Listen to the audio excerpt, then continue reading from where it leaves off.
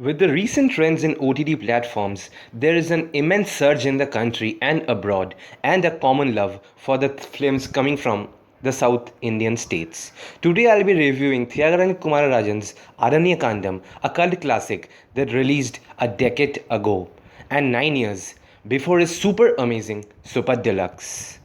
Generally, those who follow my channel, they know I make my videos in Bengali, but this is a film that went unnoticed by many, and I wish to reach out a few people which I can by speaking in English, and that's why I decided to make this.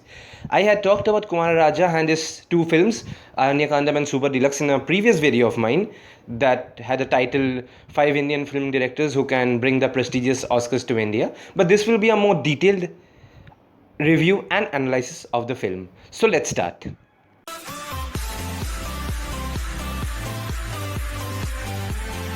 To begin with, Aaranya Kaandam is the first ever neo-noir film in Tamil cinema.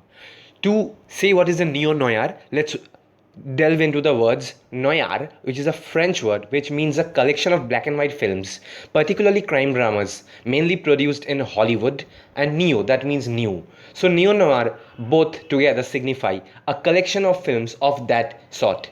Examples of neo-noirs are few all-time classics that include David Fincher's Seven, Martin Scorsese's Taxi Driver, and the film that you will find most similarities with here is the Quentin Tarantino masterpiece Pulp Fiction. In one of his interviews, this master director had clearly stated how much Pulp Fiction as a film has affected him even before making his first ever film. Mind you, this was his debut into the films, and this film has got 2 national awards, one being the best director. Sounds like some dream, right? Yeah.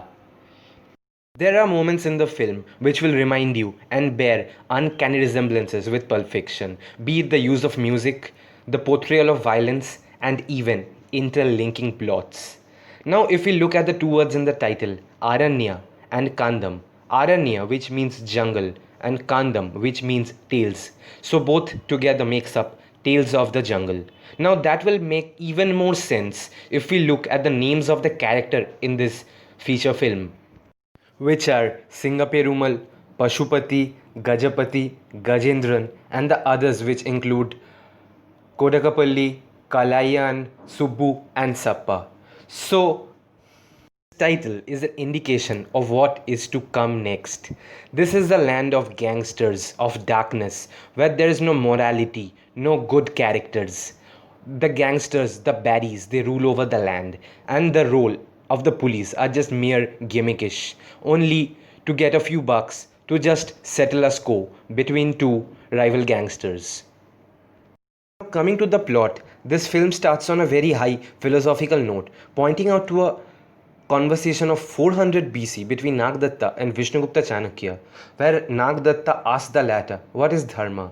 And Chanakya answers, "Dharma is doing what is necessary." This is what forms the basic plot and the backdrop of this narrative.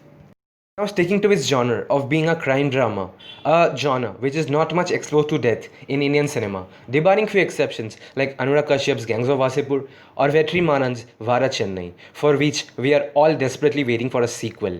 Now coming to the plot, here we're introduced to 2 gangsters, Singaperumal and Pashupati, both discussing and having a debate over a deal of drug or cocaine that involves their rival gang, over quoting a price that is higher than the market price. After that, we are shown a very uneasy scene between these 2 over the possession of power in their business. Now both of them are shown to be working on the same side, but are they together? You'll have to find out yourself. What happens after that in the course of the day are a series of unrelated interlinked events, revelations, twists and turns, and many more. All of which you have to find out yourself to enjoy this cinematic journey. This is not a simple crime drama. All of these characters are essentially very grey characters. The guy you find to be the best at the starting in terms of his morale is shown to do many black deeds in the film, and vice versa.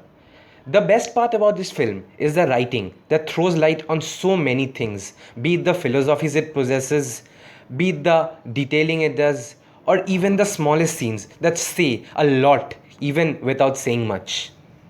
Another highlight of this writing is the hidden darkness of the characters. All of these characters have some backplans in their mind before doing anything, and the way it will come up to you will shock you in pieces. The character you will find the most unimportant at the starting of this film will eventually become the most important character in this film, and that will even shock you more. I don't want to give spoilers away, but there is one scene I would really like to talk about to show the depth in this writing.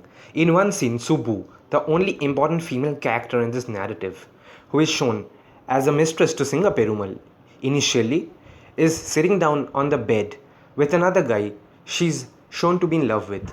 Now, this is not a simple scene as it might seem like. There's a double metaphor in this.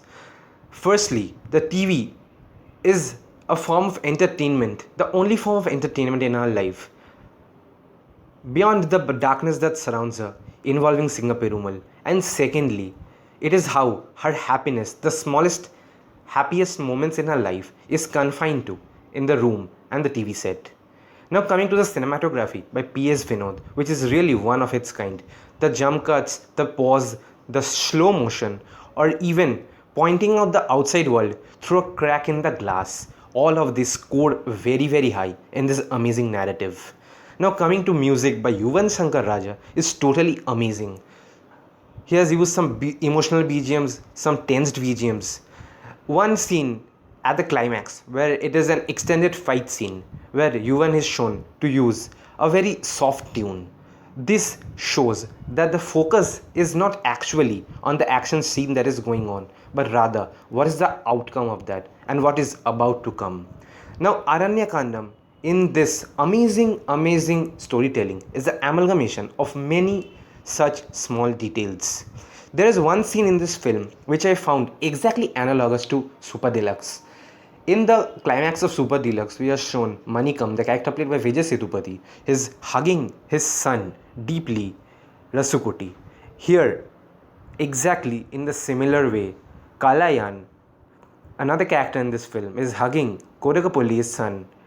After a scene I won't tell you about, but this will completely remind you of that and will transport you to that world of compassion and love, of parenting, beyond all concepts of right doing and wrongdoing. Coming to the acting department, Jackie Shroff as Singa Perumal is very convincing, along with Ravi Krishna as Sappa, Yasmin Ponappa as Subbu, and all other cast who were supporting them. But the standout performer for me was Pashupati, played by Sampath Raj, one gem of an actor, and how his acting talents have been showcased in this film is really worth appreciation, and it is his part in this film who is shown to bind all the characters together. If you are an Aryan fan of Pulp Fiction, and moreover, if you are an Aryan lover of good cinema, this is definitely your cup of tea, and I would like to suggest and recommend to everyone to watch this masterpiece at the earliest. Films like these get overshadowed, maybe due to the lack of mainstream elements to become sellable, but it is we as audience who can make efforts like these count. If you like the video, like it, share it. Don't forget to subscribe to our channel. Follow me at Instagram at im_Sounak. The link is given right below. Thank you. Let's meet in the next video.